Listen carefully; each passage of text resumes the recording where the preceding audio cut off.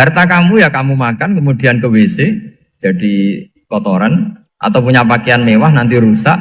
Wa tasaddaqta fa abqaita. Ada yang kamu sedekahkan, yaitu yang abadi sampai akhir. Sehingga banyak pengusaha yang mencintai saya setelah tak ajari hadis itu, misalnya punya uang 1 miliar karena dia spekulan atau pedagang rawan bangkrut, disedekahkan ke masjid 50 juta, yaitu yang abadi. Jadi kalau suatu saat bangkrut, dia masih punya uang 50 juta di akhirat. Jadi Nabi itu mengajari sedekah itu apa? Ya sedekah itu pengabadian uang. Kalau kita kan enggak, bilang sedekah itu nguras uang. Itu pikirannya setan, dan pikirannya orang Islam.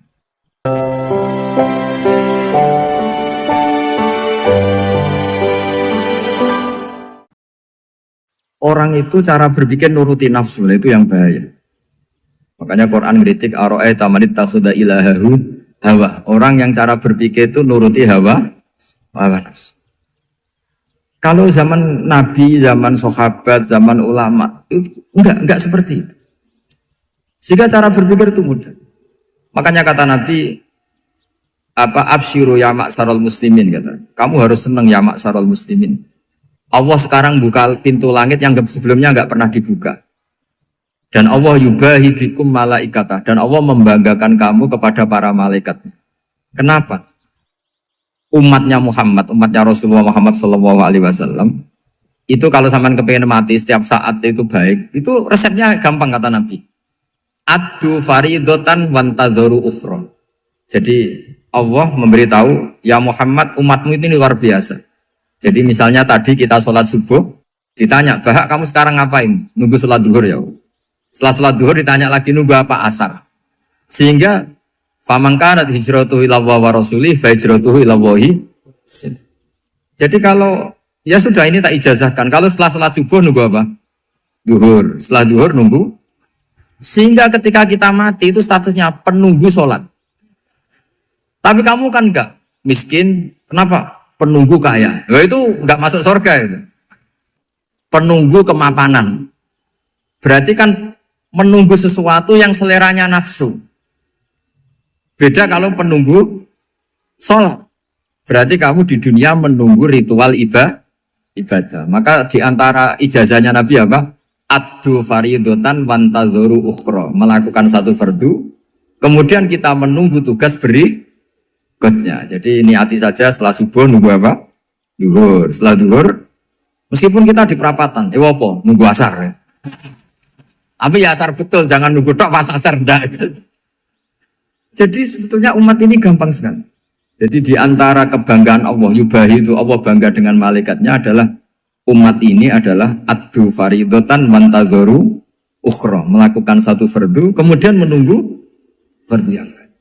Dari mengkhidmati kampus, ingin mengkhidmati masyarakat. Dari satu masyarakat lokal Semarang menjadi sampai sekarang, sampai Banjarmasin, Unisula mau bikin kampus di sana, terus gitu. Dari satu tugas ke tugas yang lain.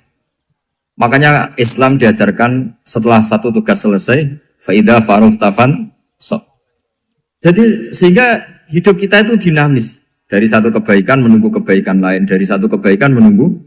Sehingga hidup kita ngapain? Nunggu satu kebaikan. Ini sudah masuk faman kanat hijratuhu ila Allah wa rasulih, fa hijratuhu ila Allah wa rasulih. Sehingga bayangkan kalau kita direkam Allah, Gusti kula ampun mati nak dereng sugih. Wis melarat puluhan tahun. Sakit, nunggu sesuatu sing sifatnya nafsu, kok pengen sugih.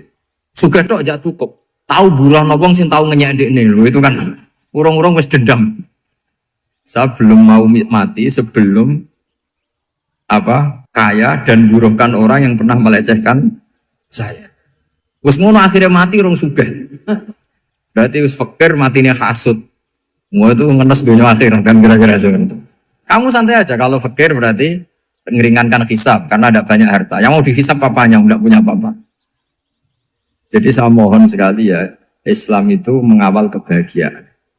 Sebab itu sampai bahagia itu menjadi perintah Islam pun bi fadlillah wa bi rahmati fa bidzalika falyafrahu. Karena dengan bahagia bi taat diharapkan orang Islam itu tidak bahagia atau cari kesenangan lewat jalur apa maksiat. Sehingga ciri utama wali apa? Ala inna awliya Allahi la khaufun alaihim walahum yahzan.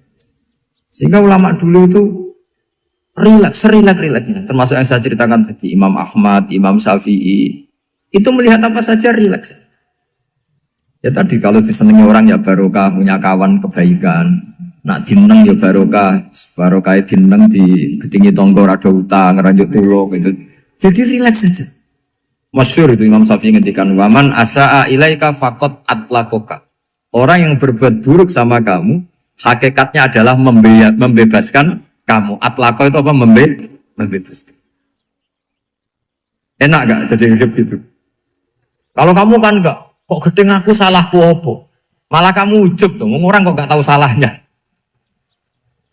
Kamu jadi suami, istrinya ngomel, kurang apa saya sebagai suami? Ya kurang banyak, enggak ganteng, enggak kaya, ada ini. Malah kalau diterangkan malah parah toh. Ya sudah rileks saja, kalau dia ngomel ya tadi, alhamdulillah dapat pahala tanpa apa? Biaya. Terus ngomel kan butuh energi, paling yang tidak kuat 3 jam. Nanti juga berhenti apa? Terus ambil nilai positifnya, misalnya ngomel sama suaminya, bagus lah. Kalau ngomel sama tetangga malah kayak apa gitu aja udah. Jadi ulama dulu itu gampang sekali melihat hidup. Rasulullah ya gitu, melihat hidup tuh gampang saja. Ketika tanya, ya Aisyah apa ada sarapan? Tidak ada ya Rasulullah, ya sudah saya tak puasa.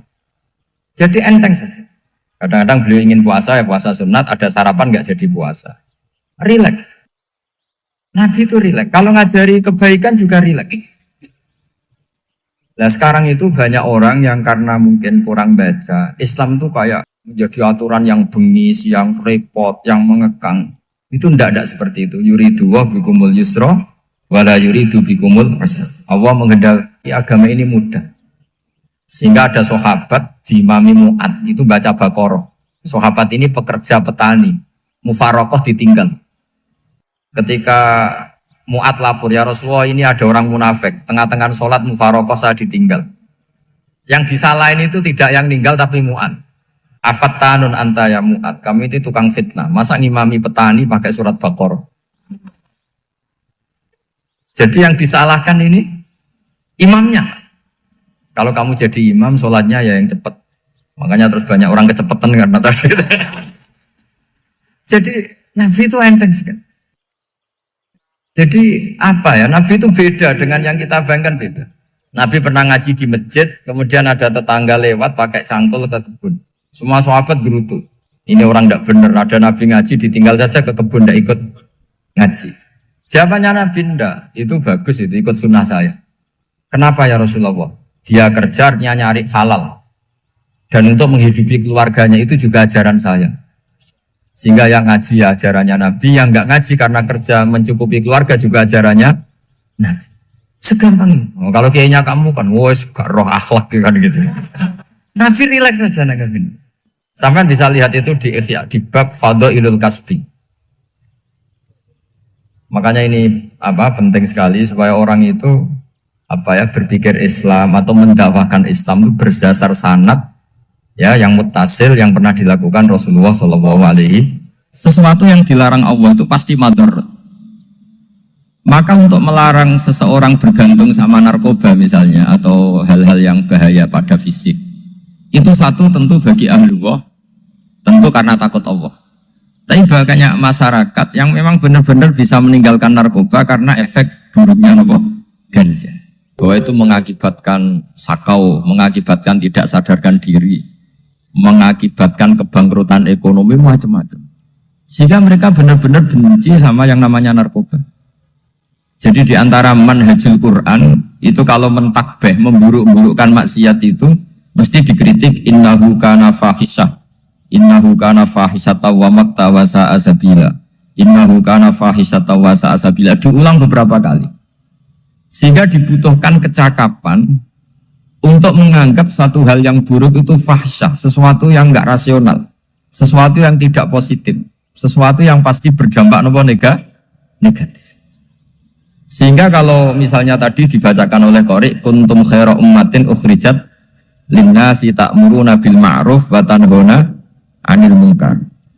Untuk berhenti dari kemungkaran itu satu takbihun litil kal mungkar atau litil kal mungkarat, bahwa mungkarat itu kita cap, kita stigmasi bahwa itu buruk sekali. Seperti Nabi mengajarkan pemuda tadi, masa kamu suka ibu kamu digitukin lelaki lain, putri kamu, bule kamu, bude kamu, sehingga orang ini pikirannya termindset betapa buruknya zina. Sama seperti kita sukses memindset betapa buruknya narkoba, betapa buruknya bahan-bahan terlarang. Begitu juga seterusnya, terus pengkhianat dan sebagainya. Tapi problem manusia adalah dia itu akan mencari kebahagiaan atau kesenangan sesaat. Maka caranya gimana? Keinginan senang lewat maksiat ini dilawan dengan nyaman dengan taat. Saya ulang lagi, nyaman dengan taat. Sehingga ulama dulu punya kalimatul munajat, artinya kalimat hubungan pribadi sama Allah yang menjadikan orang itu nyaman. Dan ini yang diajarkan kitab-kitab tasawuf. Kitab tasawuf itu sukses mengajarkan melihat alam raya ini semuanya nyaman, termasuk yang mengecewakan. Itu dianggap nyaman. Saya berkali-kali mengajarkan ilmu ini karena ini musalsal ila Rasulillah SAW. Itu pernah suatu saat Imam Ahmad itu dipanggil sama tetangganya, anak muda. Tentu Imam Ahmad ini orang yang sangat soleh, sangat waroi, sangat tunduk sama perintahnya Allah dan Rasul. Pemuda tadi manggil, ya Ahmad, datang ke rumah saya. Imam Ahmad datang. Setelah sampai ke pemuda tadi, sudah pulang lagi, saya tidak butuh kamu. Pulang lagi. Setelah sampai rumah dipanggil lagi, ya Ahmad, datang lagi. Datang lagi. Oh, saya tidak jadi butuh, pulang lagi. Sampai 3 kali. Dan itu perangai ekspresi Imam Ahmad itu atau ulama lain yang sesoleh beliau itu nyaman, indah. Beliau tetap senyum-senyum, nyaman. Beliau tidak tersinggung, tidak terprovokasi, tidak, ya pokoknya tidak tersinggung, kelihatan nyaman. Lama-lama pemuda ini terus tanya, ya Ahmad, kamu saya perlakukan seperti ini kok tidak tersinggung? Kamu senyum-senyum saja, happy-happy saja. Jawabnya Imam Ahmad itu unik. Wahai pemuda, saya kamu panggil itu senang sekali. Karena kata Nabi, kalau kamu iman dengan Allah dan Rasul, maka hormatilah tetangga. Jadi saya senang. Karena nuruti perintah Allah untuk menghormati tetangga. Jadi tidak ada urusannya dengan kamu. Kagetnya kayak apa? Jadi dipanggil tetangga ya senang karena melakukan perintahnya Allah dan Rasul, yaitu ikramul jar, fal yukrim jarum. Disuruh pulang, kamu ingin saya pulang, ya saya pulang. Disuruh datang, ya saya datang. Jadi saya tidak tersinggung, saya tidak ada urusan dengan kamu. Urusan saya dengan Allah Subhanahu wa Ta'ala. Itu kalau bapak-bapak istrinya ngomel terus sabar itu ya bagus. Saya tidak punya urusan. Kalau kamu terprovokasi oleh istri, berarti kamu didikte oleh makhluk. Masa seorang rektor didikte makhluk? Kan tidak keren. Apalagi seorang habib didikte makhluk, kan nggak keren. Yang bisa mendikte kita hanya Allah Subhanahu wa Ta'ala. Dan Allah mendikte kita, mengajarkan dia wa ashiruhunna bil ma'ruf fa in karihtunna fa asa an takrahu shay'a wa yaj'alallahu fi khairan katsira. Jadi cara melihat istri kita bawel gitu atau cerewet, alhamdulillah ini ada pahala tanpa modal, cukup sabar. Kalau istri kamu sedang mesra, malah mintanya ke mall, malah biayanya tinggi. Murah mana dapat pahala dimarahin sama saat mesra minta ke mall? Milih yang pertama kan? Nah ya itu tidak usah modal. Ya gitu aja. Jadi kalau istri sedang marah, bawel, anggap saja ini rezeki. Dapat pahala tanpa apa? Biaya. Nah, kalau pas rukun malah nantang ke mall, biayanya malah tinggi. Jadi ulama dulu itu melihat dunia itu happy. Pernah Imam Syafi'i dikasih tahu, orang yang tadi nyium tangan kamu ya, itu di luar menghujat Anda. Jadi dia sopan hanya di depan Anda, kalau di luar menghujat Anda. Jawabnya Imam Syafi'i lucu. Ya baguslah. Yang cerita ini kaget. Kenapa bagus ya Aba Abdillah? Kalau manggil Imam Syafi'i ya Aba Abdillah. Ya berarti saya masih wibawa, di depan saya tidak berani katanya. Jadi dipandang enteng saja. Jadi kalau kamu di depan kamu istri kamu tidak berani belanja, tidak ada kamu belanja banyak, anggap saja Anda wibawa. Jadi enteng saja. Pernah Imam Syafi'i dikasih tahu, separuh dari kampung Anda itu nggak suka kamu. Ya bagus lah. Kenapa? Oh nak rukun malah bakal utang katanya gitu. Kira-kira yang utang tuh yang rukun apa yang neng-nengan? Yang rukun. Jadi enteng saja. Masyhur itu makalahnya Imam Syafi'i. Waman asa'a ilaika faqat atlaqaka. Orang yang berbuat buruk sama kamu berarti membebaskan kamu. Kalau saya sedang nenengan sama Habib Hasan Toha Putra, beliau naik Alphard nggak nawarin saya sah karena baru nenengan. Tapi kalau sedang rukun malah harus repot mana? Rukun sama ndak rukun? Repot rukun sebetulnya. Jadi Imam Syafi'i itu happy saja. Kalau sedang rukun sama tetangga ya dianggap rukun itu satu kenikmatan. Sedang nggak rukun ya dianggap satu kenikmatan. Jadi orang dulu itu serilek itu melihat dunia. Kalau kita kan enggak, ego. Wah saya ini suami kok dimarahin istri. Wah ini egonya bangkit. Padahal egonya bangkit itu ada kebodohan di situ. Yaitu seorang rektor didikte seorang istri, seorang makhluk. Apalagi kalau Anda daftar wali itu tidak akan jadi wali. Ini wali kok tunduk sama makhluk. Karena didikte apa? Makhluk. Maka Imam Ahmad ketika tetangganya bully gitu ya santai saja, beliau happy. Ketika pemuda tadi eskal janggal, kenapa kamu gak tersinggung ya Ahmad? Memangnya saya harus tersinggung gimana? Kan tak panggil tidak jadi, tak panggil tidak jadi. Hei pemuda, saya ini tidak punya urusan dengan kamu. Saya nuruti kamu karena perintahnya. Saya senang melakukan perintah Allah, harus berbaik sama kamu. Sampai 3 kali. Ajarkan Muhammad atau katakan Muhammad pada umatmu, sebaiknya atau seharusnya mereka hanya gembira dengan melihat fadlnya Allah dan rahmatnya Allah. Ini harus kita pahami mulai dari konstruksi yang paling pokok, yaitu akidah. 2 ahwal. Ahwal itu 1 perilaku sosial. 3 mutammimat, sesuatu yang tidak pokok, tapi kita butuhkan dalam mengawal hidup ini. Saya beri contoh, itu sampai maksiat, itu karena cari kesenangan. Misalnya baru penat itu, ingin seneng, ada orang yang macam-macam lah, ingin melihat maksiat, apa itu pornografi, apa nyabu, apa macam-macam. Itu sebetulnya agama punya konsep yang luar biasa, yaitu seharusnya seseorang itu gembira dengan ketaatan. Lalu pertanyaannya caranya gembira gimana? Gembira itu mudah. Jadi misalnya kamu sujud sama Allah Subhanahu wa taala. Terus cara berpikir begini. Ini sekaligus ijazah. Cara berpikir begini. Ya Allah, ini kata Sayyidina Ali, kafani izzan an aku nalaka abdan, wa kafani fakhron an takuna li robban. Ya Allah, betapa sialnya saya, andaikan saya jadi budak dari makhluk yang sama. Misalnya sampean itu seorang kiai atau rektor atau doktor atau orang terpelajar, kemudian kamu jadi budak atau hamba dari makhluk yang setara. Betapa hinanya saya.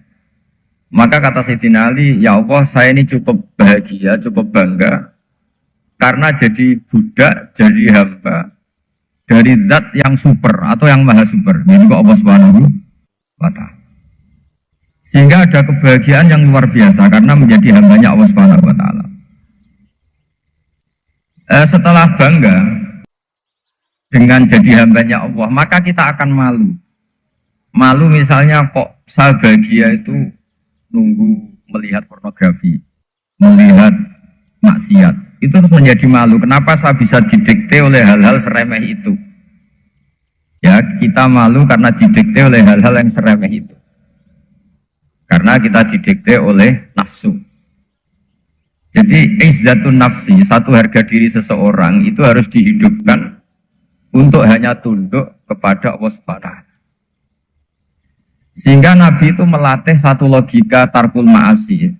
Nabi itu dulu ketika ada seorang pemuda yang ya karena mungkin pemuda ya, dia itu mau masuk Islam, tapi uniknya kata pemuda tadi, saya masuk Islam tapi asal dibolehkan bebas zina. Jadi ini agak sableng gitu. Jadi mau masuk Islam syaratnya dibolehkan apa? Zina atau free sex gitu. Karena orangnya agak hiper. Itu Nabi tidak langsung mengancam dengan neraka enggak. Ketika mau pamit gitu semua sahabat melarang. Mah itu jangan, kamu jangan suan Nabi. Itu permintaan yang enggak masuk akal. Setelah lama ditahan terjadi kegaduhan di masjid. Nabi dengar itu ada apa itu? Itu ada pemuda yang mau masuk Islam tapi yasta'dzinuhu fi zina. Tapi mereka minta izin Nabi untuk tetap boleh zina. Kata Nabi, pemuda itu suruh masuk, suruh menghadap saya. Ketika menghadap Nabi, saya ulang lagi ketika menghadap Nabi, Nabi mengajarinya itu luar biasa. Nabi tidak langsung mengancam dengan neraka atau dengan azab tunda. Tapi kata Nabi, atuhibbuhu li ummik. Kamu suka kalau ibu kamu itu jadi demenannya orang banyak. Pondok ya Nabi, yang demen ibu saya tak bacok kan. Karena ini ya agak preman, di mana-mana orang nakal agak preman. Terus atuhibbuhu li bintik. Kamu suka kalau putri kamu ya digitukan orang-orang. Oh ya enggak Nabi, yang gitukan putri saya tak bacok. Atuhibbuhu li kholatik. Kamu suka kalau bule kamu digitukan. Atuhibbuhu li ammatik. Kamu suka kalau saudara bapak kamu digitukan. Nabi itu mengeset ya. Cara sekarang itu otak mungkin. Nabi itu meluruskan otaknya anak muda itu. Betapa buruknya zina. Cara bahasa Arab ditakbih. Betapa buruknya zina. Kamu suka kalau korbannya ibu kamu, putri kamu, bude kamu, bule kamu. Sehingga orang itu matur ya hasbuka ya Rasulullah, ini sudah cukup. Saya tidak pernah melihat sesuatu seburuk zina. Jadi fa'alqallahu fi qalbihi bughda zina. Kemudian Allah meletakkan di hatinya, menanamkan benci zina. Sehingga akhirnya pemuda tadi menjadi iffah, menjadi menghindari zina. Artinya begini ya, ini mungkin yang lolos dari para kita sebagai dai, kita tidak belajar banyak tarbiyahnya Rasulullah Shallallahu Alaihi Wasallam. Jadi kalau kita benci maksiat, itu jangan hanya ditahdzir, ditakutkan neraka itu enggak. Jangan hanya itu. Tapi di logika. Jadi kalau kita menghindari maksiat, itu selain karena takut azab, itu ada logika. Ada rangkaian pikiran yang menjadikan kita anti satu perbuatan apa maksiat. Jadi misalnya gini ya, kira-kira ginilah kalau contoh gampang itu. Ada orang gitu ya, nyanyi dengan pakaian yang mungkin pornografi gitu. Mungkin pemuda-pemuda ingin melihat itu, tapi bisa diobati gini. Kok enak dekne mergawe kok tak bayar ya, aku kehilangan duit. Meskipun dengan logika yang agak serampangan, yang penting menjadi kita ini punya harga diri untuk tidak tergantung hal-hal seperti itu. Sehingga Nabi itu cara menggambarkan tadi mulai atuhibbuhu li ummik, kalau ibu kamu jadi demenannya orang lain. Pemuda tadi bilang yang demen ibu saya mau saya bunuh. Ditambah lagi atuhibbuhu li bintik. Bagaimana kalau korbannya putri kamu, bule kamu, bude kamu. Sehingga terus si pemuda tadi betapa buruknya zina. Betapa murahnya zina. Akhirnya pemuda tadi alqawwa fi qalbi bughda zina. Terus kemudian pemuda tadi itu sangat membenci dengan apa? Berzina. Nah, pikiran-pikiran seperti ini harus kita tanamkan. Harus kita tanamkan supaya orang itu benci melakukan maksiat. Karena satu memang takut suhtullah, takut dibendu Allah atau dibenci Allah. Dua memang logika kita mengarahkan tidak maksiat. Saya beri contoh ya betapa pentingnya mindset ya, cara berpikir. Orang itu menjadi kikir itu karena nganggap hidup itu lama dan uang itu penting. Kalau zaman Nabi itu sederhana kalau melihat hidup ini. Pernah suatu saat Nabi itu punya jatah makan.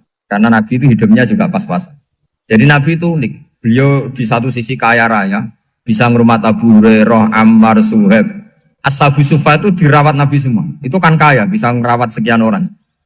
Tapi di sisi yang lain untuk pribadinya beliau miskin. Kadang nggak bisa makan hari itu. Tapi di saat yang sama bisa merawat Ahlus Sufa. Jadi keliru kalau orang hanya cerita Nabi itu miskin, untuk makan dirinya aja susah. Itu keliru. Kelirunya kalau tidak diteruskan, tapi Nabi mampu menghidupi Ahlus Sufa. Singkat cerita jatah makannya Nabi itu dikasihkan orang ketika Nabi tanya, ya Aisyah, makanan jatah saya di mana? Oh ya Rasulullah, tadi ada orang minta tak kasihkan, maka makanan itu habis. Apa kata Nabi? Kamu salah Aisyah. Yang kamu kasihkan itu justru yang masih. Ya yang kamu kasihkan itu justru yang masih. Sehingga Nabi menganggap, makanya Nabi terus ngendikan, ya kalau mukhatabnya lelaki ya kira-kira begini. Wahal laka min malika illa ma akalta fa'afnaita walabista fa'ablaita. Terusannya wa tasaddaqta fa'abqaita kata Nabi. Harta kamu ya kamu makan kemudian ke WC jadi kotoran atau punya pakaian mewah nanti rusak. Wa tasaddaqta fa'abqaita. Ada yang kamu sedekahkan yaitu yang abadi sampai akhir. Sehingga banyak pengusaha yang mencintai saya setelah tak ajari hadis itu. Misalnya punya uang 1 miliar karena dia spekulan atau pedagang rawan bangkrut, disedekahkan ke masjid 50 juta, yaitu yang abadi. Jadi kalau suatu saat bangkrut, dia masih punya uang 50 juta di akhirat. Jadi Nabi itu mengajari sedekah itu apa? Ya sedekah itu pengabadian uang. Kalau kita kan enggak, bilang sedekah itu nguras uang. Itu pikirannya setan, dan pikirannya orang Islam. Itu cara berpikir setan, bukan cara berpikir umat apa? Sehingga Sayyid Ali Zainal Abidin itu kalau ada orang minta, kemudian beliau ngasih, itu beliau bilang gini, marhaban biman hamala zati ilal akhirah. Matur nuwun nggih jenengan sing beto sangu kula nate. Jadi dianggap teller saja. Orang yang minta uang beliau itu dianggap tukang nyatet bank ini. Karena sudah ditabungkan. Ya sudah. Kalau kita kan enggak, wah pengemis tuh ganggu gini-gini. Kecuali pengemis profesi ya mungkin kita agak-agak enak. Mari zaman akhir tuh ada pengemis apa? Profesi. Jadi repot teman. Terus tak beri contoh lagi kebahagiaan ketika kita milih Islam moderat. Islam kita diajarkan guru-guru kita, utamanya oleh guru kita Mbah Maimun. Saya juga sering ketemu beberapa ulama dunia, termasuk Habib Umar. Saya juga ikut sowan ke sini pas beliau sama Habib ini Hasan Toha Putra di sini sama. Orang-orang moderat itu cara berpikir juga luar biasa indah. Beliau pernah cerita ya, beberapa ulama lah, banyak yang cerita itu. Saya pernah diceritani seorang alim, ketika ada orang ekstremis itu mau ngebom di tempat maksiat. Kebetulan yang maksiat itu kebanyakan ya orang Islam, karena di negara yang mayoritas Islam. Ditanya sama Syekh Sa'rawi. Syekh Sa'rawi itu mufassir top di mana? Mesir. Ini mau tak habisin karena mereka orang Islam kok maksiat terus. Terus ditanya sama Imam Sa'rawi, laumatu ala khini ma'asihim aina masiruhum. Kalau mereka mati dalam keadaan maksiat, mereka kemana? Ya ilanar, mereka pasti masuk neraka. Terus ditanya sama Imam Sa'rawi, wahal masiruhum ilanar muradun nabi amla. Punya umat maksiat kemudian mati masuk neraka, itu yang diinginkan Nabi apa enggak? Ya tidak aja. Ya sudah, enggak usah dibom, ditunggu tobatnya kata. Karena kalau mati dalam keadaan itu ke neraka dan itu tidak yang diinginkan Rasulullah Sallallahu Alaihi Wasallam. Terus ekstremis ini menjadi tobat, tidak berpikir ekstremis Mas. Jadi orang itu harus berpikir mindset yang baik.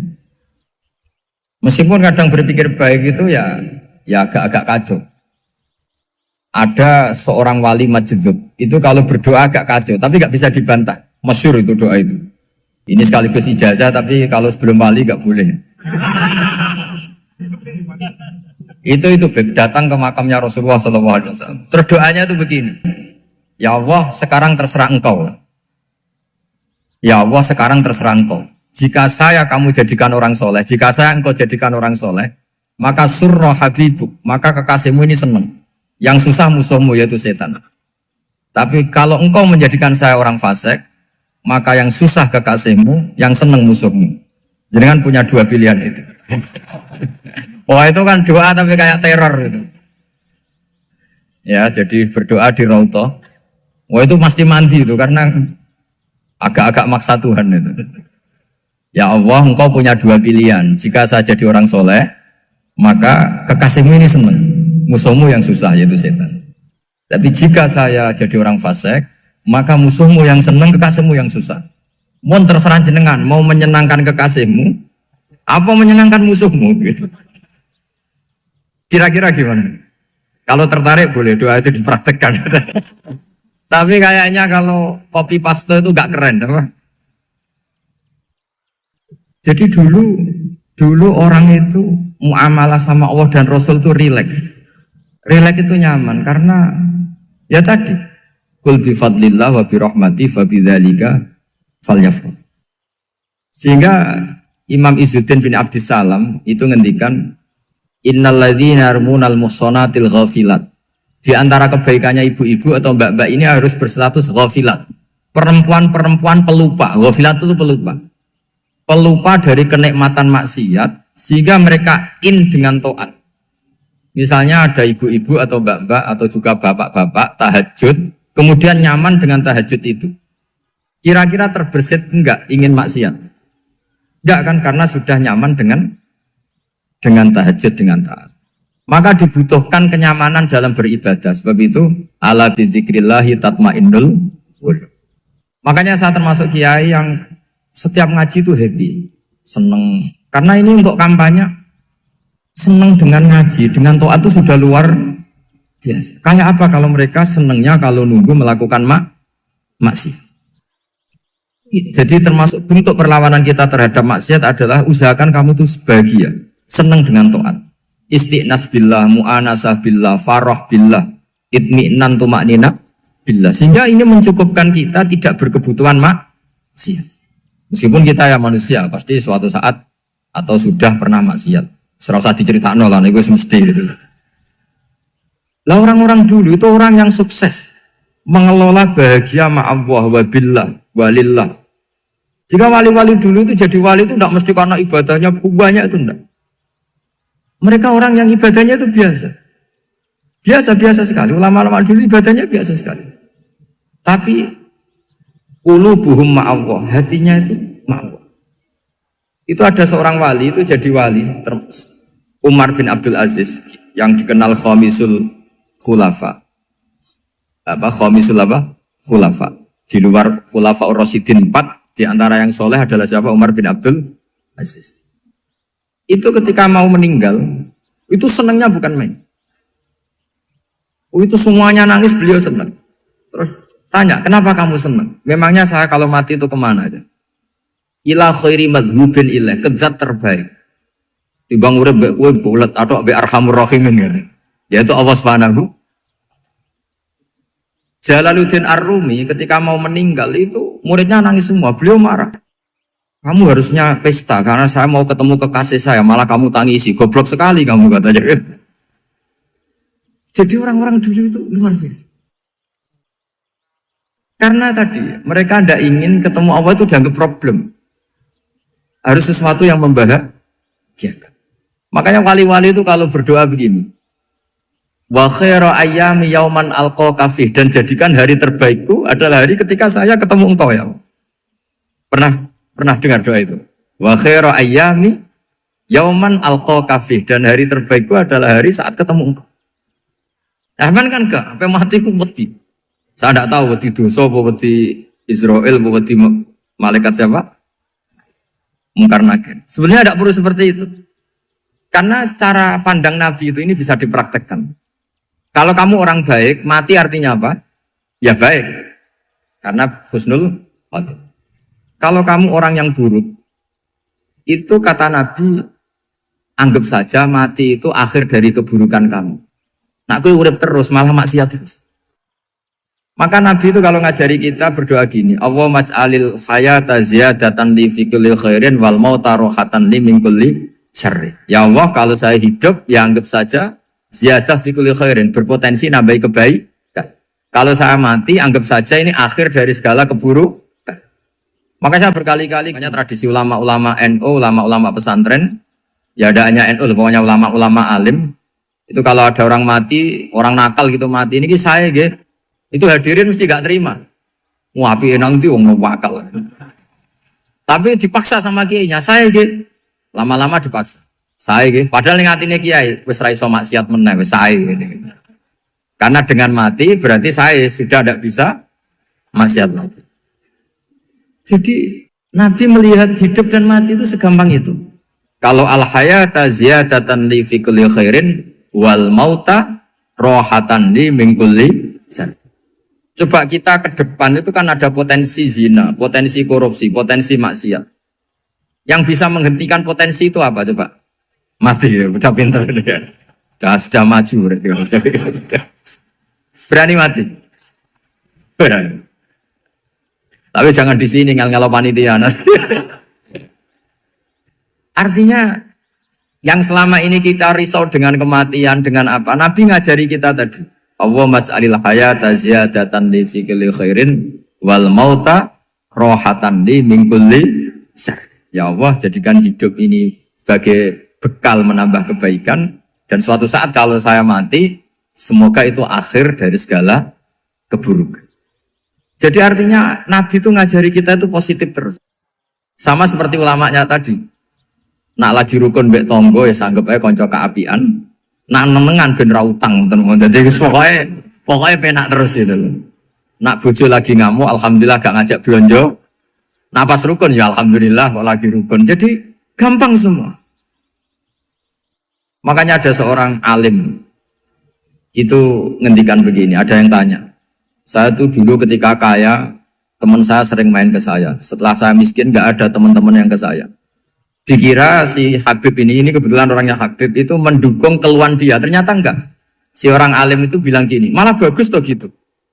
Kowe wis melarat buruhe wong. Ya sudah kamu miskin buruhnya orang lain. Misalnya tukang manol di pasar atau tukang becak.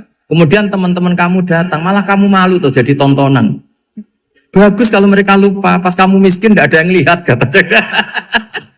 Jadi apa ya, dianggap enteng saja gitu. Akhirnya orang ini nggak jadi ngeluh. Selama ini kan kita ngeluh ya, ketika miskin teman-teman nggak datang. Coba kalau mereka datang pas kamu buruh bikin botol di orang lain, mantan bos buruh, malu gak? Milih datang kepada? Nggak lah, sudah bener itu.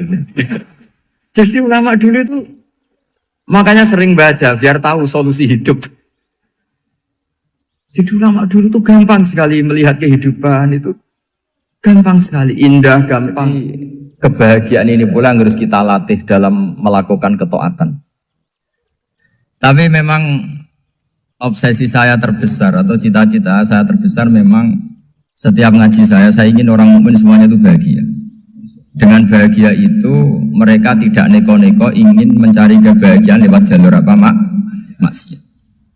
Sehingga dalam konstitusi ulama yang ditulis di kitab-kitab usul fikih, dan itu kitab yang saya kaji, selalu saya kaji, itu membela-bela sesuatu yang mubah itu sampai luar biasa.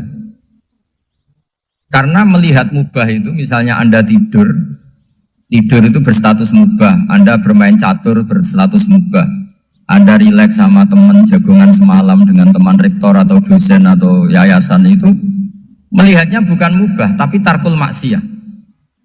Misalnya saya semalaman asik Musamarah itu jagungan malam sama Habib Toha Al-Munawwar.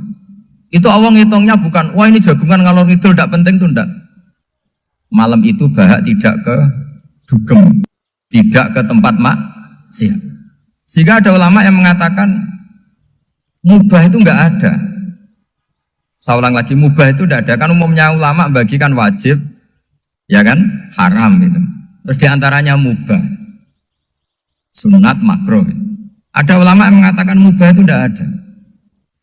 Kenapa? Logikanya begini, isma min mubahin illa wa yatahaqqaqu bihi tarku haramimma. Karena tidak ada mubah yang Anda lakukan kecuali saat itu pasti ditinggalkannya sebuah keharaman. Misalnya Anda sedang jagungan sama istri di luar, di rumah, asik di rumah semalaman. Mungkin bahas hal-hal yang ringan. Mungkin melihat sinetron atau apalah yang ringan. Tapi di situ terjadi Anda meninggalkan ke tempat-tempat maksiat. Sekarang meninggal maksiat itu wajib apa mubah? Wajib.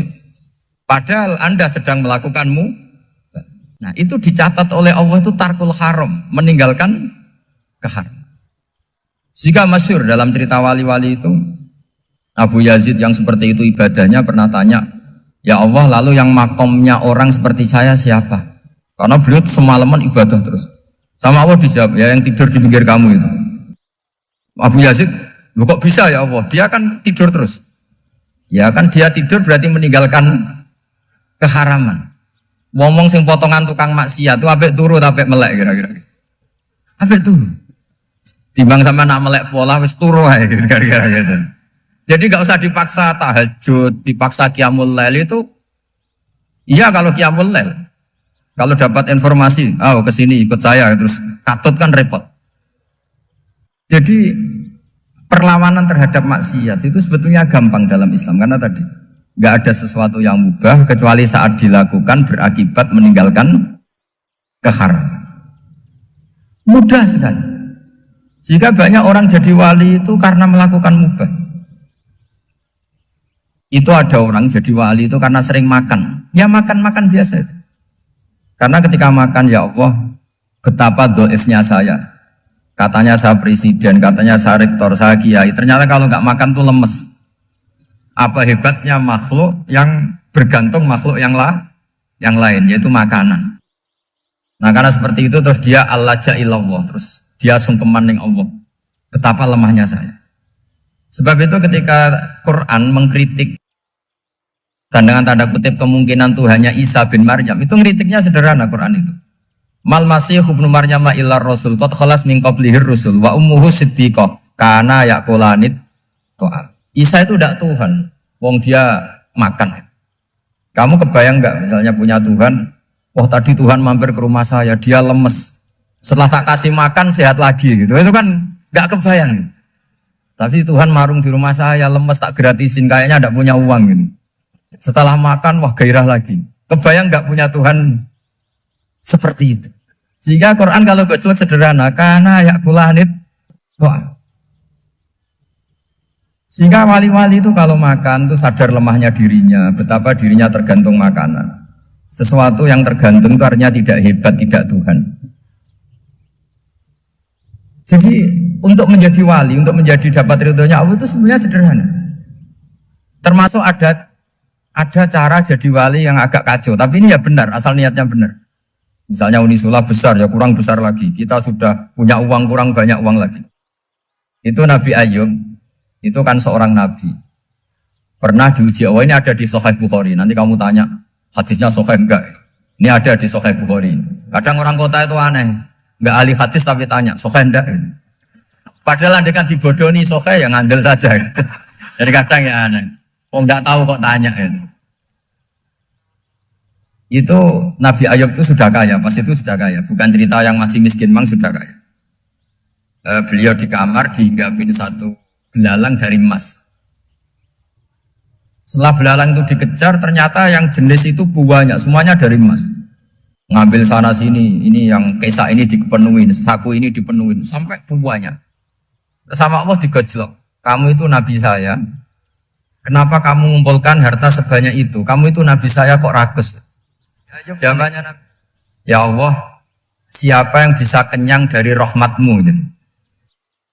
Ya, jadi kalau kamu punya uang 1 miliar, kok ingin 1 miliar 100, ingin 1 miliar 200, itu cara ngitung bukan uang. Ya Allah, siapa yang bisa kenyang dari rahmatmu? Karena rahmat Allah tidak terbatas, sudah Gusti tenang saja. Meskipun saya gini, rahmat Anda tidak akan habis.